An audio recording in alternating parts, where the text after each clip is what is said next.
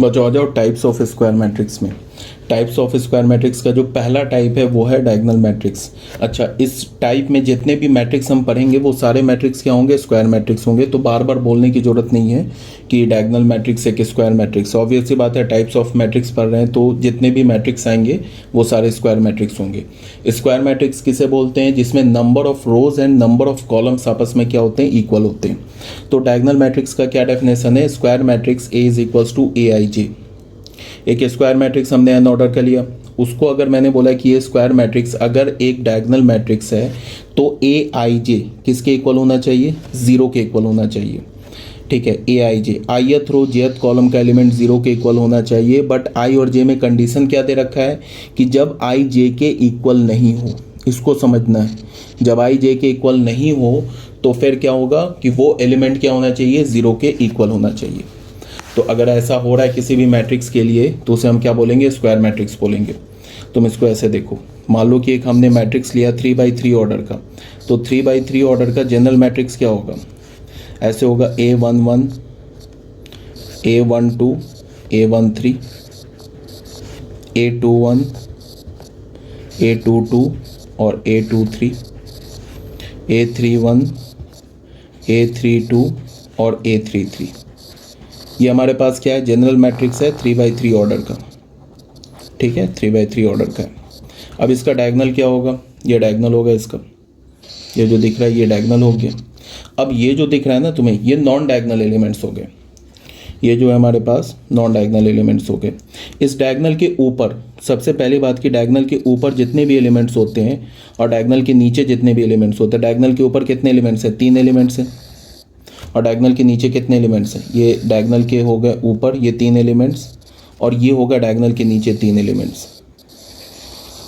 ठीक है, ये डायगोनल के नीचे हो गए 3 एलिमेंट्स। ये सबसे पहली बात कि डायगोनल के ऊपर और डायगोनल के नीचे नंबर ऑफ एलिमेंट्स क्या होते हैं? आपस में सेम होते हैं। मतलब कि ऐसा नहीं होगा कि डायगोनल के ऊपर 4 एलिमेंट्स होगा तो डायगोनल के नीचे 3 एलिमेंट्स होगा, ऐसा नहीं होगा।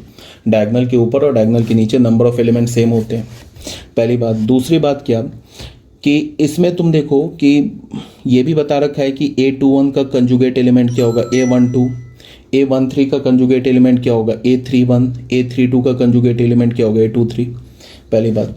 दूसरी बात कि डायगोनल के ऊपर जितने भी एलिमेंट्स होते हैं उनमें नंबर ऑफ रोज वो हमेशा क्या होता है? नंबर ऑफ कॉलम से कम होता है। देख लो यहाँ पे, देख लो नंबर ऑफ रो क्या है? 1 और नंबर ऑफ कॉलम क्या है? 2।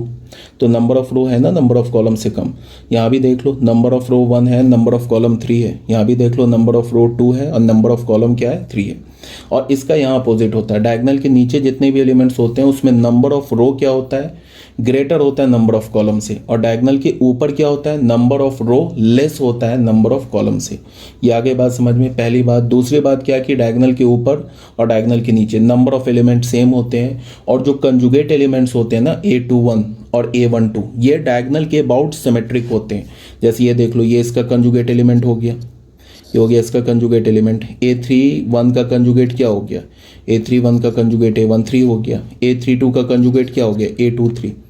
यहाँ आगे बात समझ में, पहली बात। फिर उसके बाद क्या कि डायगोनल के ऊपर और डायगोनल के नीचे आई और जे आपस में इक्वल नहीं होता है।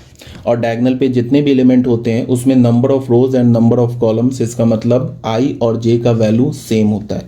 जैसे ये देख लो A11 आई और जे इक्वल है, यहाँ भी आई और जे इक्वल है, यहाँ भी आई और जे इक्वल है। इसके ऊपर देख लो आई और जे इक्वल नहीं है, और इसके नीचे भी देख लो आई और जे इक्वल नहीं है। यहाँ तक आगे बात समझ में। ये बोल रहा है कि आई जे के इक्वल नहीं हो, तब क्या होगा? बोल रहा है कि ए आई जे 0 होना चाहिए। कब होना चाहिए ए आई जे 0? जब आई जे के इक्वल नहीं हो। इसका ये कहने का मतलब है कि एक स्क्वायर मैट्रिक्स डायगोनल मैट्रिक्स तभी कहलाएगा जब उसके डायगोनल के नीचे जितने भी एलिमेंट्स हो वो सारे 0 होने चाहिए और डायगोनल के ऊपर जितने एलिमेंट्स है वो भी 0 होने चाहिए, तभी जाके वो डायगोनल मैट्रिक्स कहलाएगा। अब डायगोनल पे कोई रिस्ट्रिक्शन नहीं दिया है, अगर डायगोनल के भी सारे एलिमेंट 0 हो जाए तो भी वो एक डायगोनल मैट्रिक्स होगा। और डायगोनल के सारे एलिमेंट्स अगर नॉन जीरो हो जाए तो भी वो डायगोनल मैट्रिक्स होगा। अगर डायगोनल में यहाँ पे 3 एलिमेंट है, 2 एलिमेंट 0 हो जाए तो भी वो डायगोनल मैट्रिक्स होगा। डायगोनल पे कोई रिस्ट्रिक्शन नहीं है, डायगोनल के सारे एलिमेंट 0 हो जाए, कुछ एलिमेंट 0 हो जाए या कोई भी एलिमेंट 0 ना हो, सब चलेगा। बट कंडीशन क्या होना चाहिए डायगोनल मैट्रिक्स के लिए कि नॉन डायगोनल एलिमेंट्स जीरो होने चाहिए। यार ये बात समझ में? कुछ एग्जाम्पल देख लेते हैं, जैसे एक दो एग्जाम्पल हम लोग देख लेते हैं। फॉर एग्जाम्पल हमने फर्स्ट एग्जाम्पल लिया, मान लो एक 2x2 ऑर्डर का डायगोनल मैट्रिक्स लिया, 2x2 नहीं 2x3, ये 3x3 ऑर्डर का ले लिया सपोज डैट। तो ये 0 ये 0 0 3 0, फिर क्या होगा 0 0 और मान लो कि इसको हमने 4 ले लिया। तो क्या ये डायगोनल मैट्रिक्स है? तो बिल्कुल है डायगोनल मैट्रिक्स 3x3 ऑर्डर का। क्यों है डायगोनल मैट्रिक्स? बिकॉज इसके नॉन डायगोनल एलिमेंट्स है जहाँ पे i j के इक्वल नहीं होता है वो 0 है। ठीक है, सिर्फ हमें डायगोनल पे कोई कंडीशन नहीं है, डायगोनल के ऊपर 0 होना चाहिए, डायगोनल के ऊपर जितने भी एलिमेंट्स है वो 0 होने चाहिए, और डायगोनल के नीचे जितने भी एलिमेंट्स है वो भी 0 होने चाहिए। ठीक है, डायगोनल मैट्रिक्स को हम ऐसे भी लिखते हैं DIAG, और यहाँ पे लिख दिया 2 3 4, 2 2 3 4, ऐसे नहीं, कॉमा नहीं देते, 2 3 4, तो ऐसे भी लिखते हैं। इसका मतलब क्या है कि ये जो मैं 3 एलिमेंट लिख रहा हूँ ये डायगोनल के एलिमेंट्स लिख रहा हूँ, और बाकी नॉन डायगोनल एलिमेंट्स तो 0 ही होंगे। ये तो हो गया हमारा फर्स्ट एग्जाम्पल। सेकेंड एग्जाम्पल देख लो। सेकेंड एग्जाम्पल है हमारा, मान लो बी मैट्रिक्स हमने लिया, 2x2 ऑर्डर का ले लिया, मान लो ऐसे 0 2 0 4। अगर मैंने ऐसे ले लिया, एक काम करो, इसको भी हम लोग करते क्या है, मान लो कि ऐसे ले लिया, 5 ले लिया, यहाँ पे 5 की जगह इसको तो 0 रखा, और इसको मान लो कि हमने ऐसे कर दिया, 0 कर दिया। अब मैं अगर पूछूं कि क्या ये 2x2 ऑर्डर का डायगोनल मैट्रिक्स है, तो बिल्कुल है, क्योंकि डायगोनल क्या है, ये है ना डायगोनल, इसके ऊपर और इसके नीचे 0 है, तो ये एक डायगोनल मैट्रिक्स है, और डायगोनल का भी एक एलिमेंट 0 है। तो बट डायगोनल के एलिमेंट से तो हमें कोई मतलब ही नहीं है, वो तो कुछ भी हो जाए, 0 हो जाए, नॉन 0 हो जाए, कुछ एलिमेंट 0 हो जाए, सभी एलिमेंट 0 हो जाए, उससे कोई मतलब नहीं, सिर्फ हमें नॉन डायगोनल एलिमेंट्स को देखना है। तो ये भी एक डायगोनल मैट्रिक्स है, कोई प्रॉब्लम नहीं है। ठीक है, ये भी एक डायगोनल मैट्रिक्स हो गया। अब अगर मैं ऐसे तुम्हें थर्ड एग्जांपल ले लूँ, एक मैट्रिक्स ले लूँ, ये O लिखा है, एक नल मैट्रिक्स लूँ ऐसे 3x3 ऑर्डर का, 0 0 0 0 0 0 0 0 0। अब अगर मैं ये बोलूँ कि क्या ये डायगोनल मैट्रिक्स है, तो बिल्कुल है, कोई प्रॉब्लम नहीं है। इस 3 एलिमेंट को, जो डायगोनल पे 3 एलिमेंट्स है, इसको हमें देखना ही नहीं है, हमें सिर्फ नॉन डायगोनल एलिमेंट, मतलब एक ये एलिमेंट को देखना, हमें इन 3 एलिमेंट्स को देखने हैं। ये अगर 0 है तो ये फिर एक डायगोनल मैट्रिक्स है। यहाँ तक आ गई होगी बात समझ में। अब यहाँ पे एक छोटा सा नोट हम लोग देख लेते हैं। नोट में क्या है, नोट नंबर 1 नोट देखते हैं। नोट में फर्स्ट नोट है हमारा, the minimum number of zeros in a diagonal matrix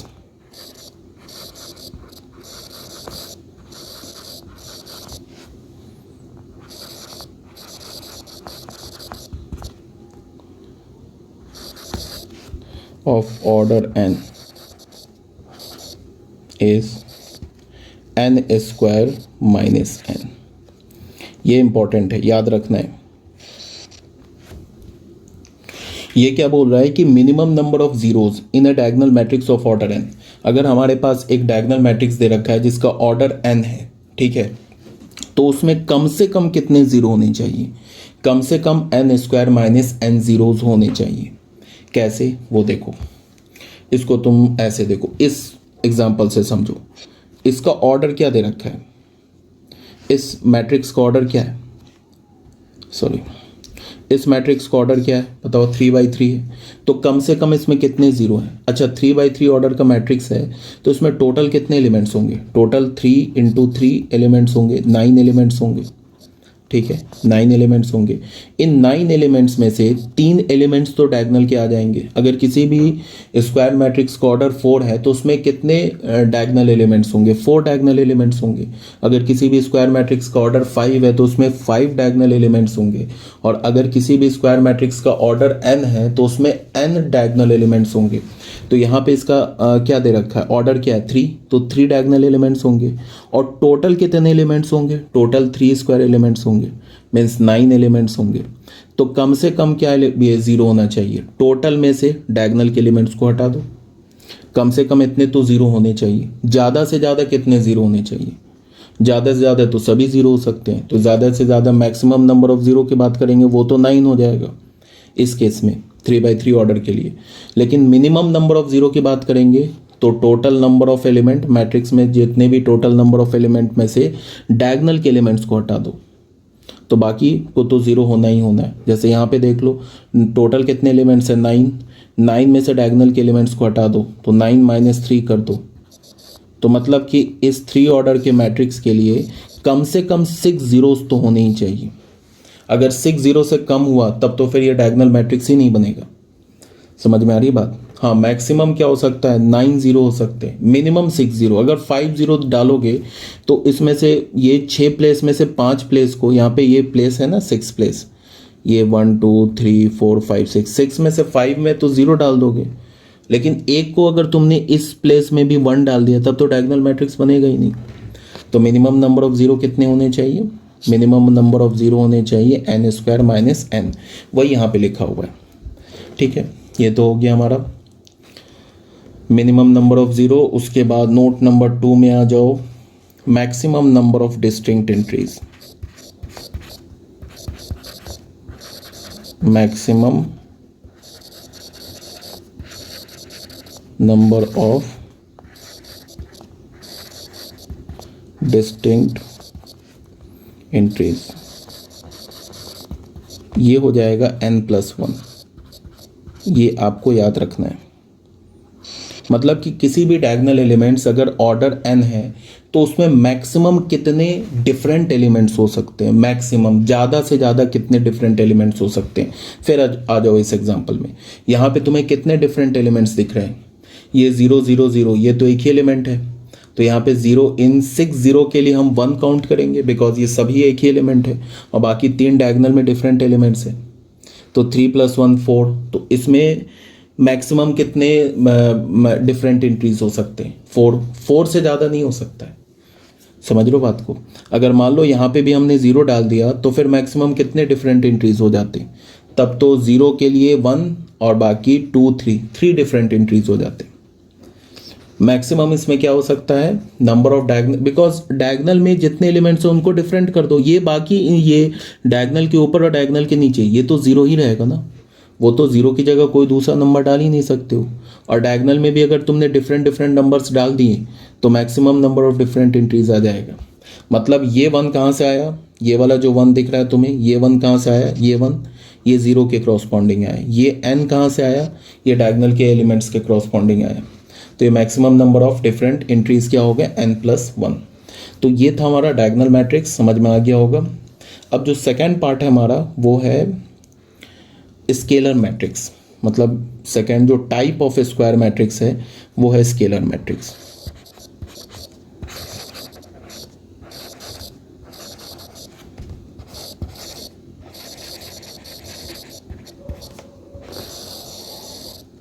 scalar matrix में क्या है वो देख लो।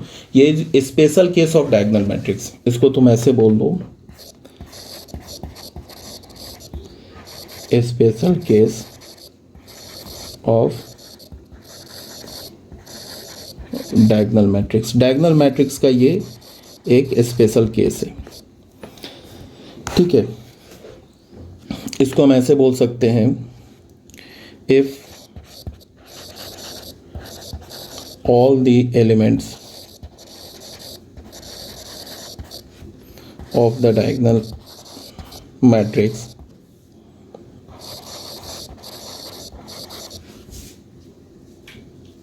if all the elements of the diagonal of a diagonal matrix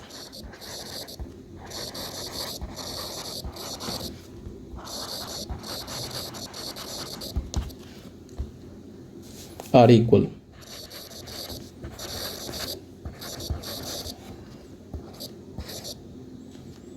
then it is called a scalar matrix.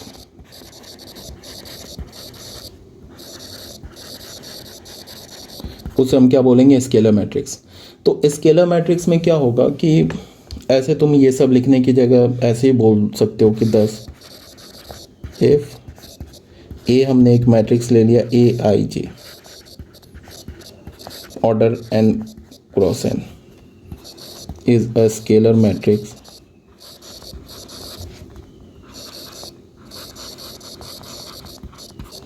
If, इसको हमने क्या बोला, ए आई जे, ये क्या होना चाहिए, 0 के इक्वल होना चाहिए। कब, आई नॉट इक्वल्स टू जे। ये वाला कौन सा कंडीशन है, ये तो डायगोनल मैट्रिक्स का कंडीशन है, बिकॉज स्केलर मैट्रिक्स क्या हमारा एक डायगोनल मैट्रिक्स है, तो डायगोनल मैट्रिक्स की भी प्रॉपर्टीज में आ गई। अब ये जो प्रॉपर्टी बता रहा हूँ ये स्केलर वाली प्रॉपर्टी बता रहा हूँ, when I is equals to J. I is equals to J मतलब number of row and number of column ये आपस में इक्वल कब होंगे, डायगोनल के एलिमेंट्स के लिए होंगे। तो स्केलर मैट्रिक्स में क्या बोल रहा है कि जो अपने भी इसको तो लिखने की जरूरत ही नहीं था, बिकॉज स्केलर मैट्रिक्स क्या हमारा डायगोनल मैट्रिक्स है। तो ये तो ऑब्वियस ही बात होगा, आई जब जे के इक्वल नहीं होगा तो वो एलिमेंट वो एलिमेंट को तो जीरो होना ही होना है। हाँ, अब यहाँ पे क्या बोल रहा है कि अगर आई जे के इक्वल हुआ तो वो एलिमेंट के इक्वल होगा, वेयर के इज कॉन्स्टेंट। इसका क्या मतलब है कि किसी भी स्केलर मैट्रिक्स में जो डायगोनल एलिमेंट्स हैं वो क्या होने चाहिए, वो मतलब एक सिंगल एलिमेंट होना चाहिए, वो वैरी नहीं कर सकता है। जैसे कि फॉर एग्जांपल देख लो, और नॉन डायगोनल एलिमेंट तो जीरो होगा ही होगा। जैसे फर्स्ट में हमने ले लिया ऐसे एक मैट्रिक्स ए ले लिया, -1 0 0 -1, ये हमारा एक स्केलर मैट्रिक्स है 2x2 ऑर्डर का। स्केलर मैट्रिक्स भी है as well as diagonal matrix भी है। क्यों, बिकॉज इसके जो डायगोनल के एलिमेंट्स है ना वो -1 एंड -1 है, सेम है। इस डायगोनल के एलिमेंट कांस्टेंट होगा, फिक्स होगा, वो वैरी नहीं करेगा। एक मान लो कि हमने एक मैट्रिक्स और ले लिया 1 0 0 0 1 0 0 0 1, इस मैट्रिक्स को अगर हमने आई मैट्रिक्स बोल दिया तो ये भी एक स्केलर मैट्रिक्स है, ठीक है। और अगर कोई मैट्रिक्स डायगोनल नहीं है तो फिर वो स्केलर नहीं हो सकता। अब इसका ये नहीं मतलब है कि अगर कोई मैट्रिक्स डायगोनल है तो वो स्केलर होगा, मतलब कि अगर स्केलर मैट्रिक्स जो होगा, स्केलर मैट्रिक्स हमेशा क्या इंप्लाई करेगा, डायगोनल मैट्रिक्स को। हमेशा स्केलर मैट्रिक्स क्या होगा, एक डायगोनल मैट्रिक्स होगा। बट इसका जो अपोजिट है वो ट्रू नहीं है, मतलब कि डायगोनल मैट्रिक्स स्केलर मैट्रिक्स हो भी सकता है, नहीं भी हो सकता है, ठीक है। ये तो हो गया हमारा सेकेंड पार्ट हो गया। अब थर्ड में आ जाओ, जिसको हम बोलेंगे यूनिट मैट्रिक्स और आइडेंटिटी मैट्रिक्स। थर्ड पार्ट हमारा क्या है, मतलब third type of square matrix क्या है,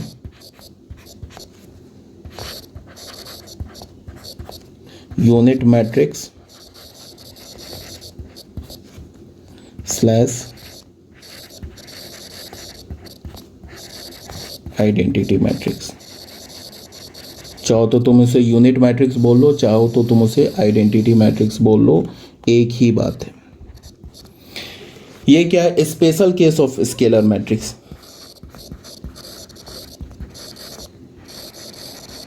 केस ऑफ स्केलर मैट्रिक्स, ये स्केलर मैट्रिक्स का भी स्पेशल केस है। अब मैं बोलूँ क्या आइडेंटिटी मैट्रिक्स डायगोनल मैट्रिक्स है, तो बिल्कुल है, बिकॉज हर एक आइडेंटिटी मैट्रिक्स स्केलर मैट्रिक्स होगा, और अगर स्केलर मैट्रिक्स होगा तो डायगोनल मैट्रिक्स भी होगा। अब इसको हम डिफाइन कैसे करेंगे, इसको हमने ऐसे डिफाइन करना है। मान लो कि ए मैट्रिक्स हमने ले लिया, एक जनरल मैट्रिक्स ले लिया, A I J of order n by n का ले लिया, बी अ स्क्वायर मैट्रिक्स, इसको हमने एक स्क्वायर मैट्रिक्स बोल दिया, ठीक है। अब अगर ये स्क्वायर मैट्रिक्स है तो क्या होगा, ए आई जे स्क्वायर मैट्रिक्स बोल दिया। अब यूनिट मैट्रिक्स का कंडीशन क्या होगा कि डायगोनल वाला कंडीशन तो आ ही जाएगा इसमें, बिकॉज ये स्केलर मैट्रिक्स है, स्केलर मैट्रिक्स है तो ये डायगोनल मैट्रिक्स है, डायगोनल मैट्रिक्स है तो ये लिख दिया मैंने डायगोनल का condition, I is not equals to J. ठीक है, अब यहाँ पे मैं लिख रहा हूँ स्केलर का कंडीशन, सॉरी यूनिट मैट्रिक्स का condition, when I is equals to J. मतलब कहने का यहाँ पे है कि अगर इस के को तुमने 1 से रिप्लेस कर दिया, ये जो कांस्टेंट था ना स्केलर मैट्रिक्स में, इसको अगर तुमने 1 से रिप्लेस कर दिया तो ये क्या बन जाएगा, एक आइडेंटिटी मैट्रिक्स बन जाएगा। ठीक है, तो आइडेंटिटी मैट्रिक्स में देख लो, आइडेंटिटी मैट्रिक्स को हम ऐसे लिखते हैं, फॉर एग्जांपल देख लो, अगर मैंने I1 लिखा मतलब कि फर्स्ट ऑर्डर का आइडेंटिटी मैट्रिक्स, तो फर्स्ट ऑर्डर का आइडेंटिटी मैट्रिक्स सिर्फ एक 1 होगा इसमें और कुछ नहीं होगा। ठीक है, अगर मैंने I2 लिखा मतलब सेकेंड ऑर्डर का आइडेंटिटी मैट्रिक्स, तो 1 0 0 1।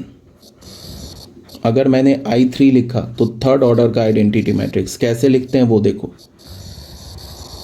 पहले 1 लिखो उसके बाद 2 0 लिखो, उसके बाद पहला 0 उसके बाद 1 फिर 0, उसके बाद फिर 2 0 उसके बाद 1 लिखो। तो ये 3/3 ऐसे करके तुम किसी भी ऑर्डर का आइडेंटिटी मैट्रिक्स लिख सकते हो। ये 3/3 ऑर्डर का आ गया, ये 2/2 ऑर्डर का आ गया और ये 1/1 ऑर्डर का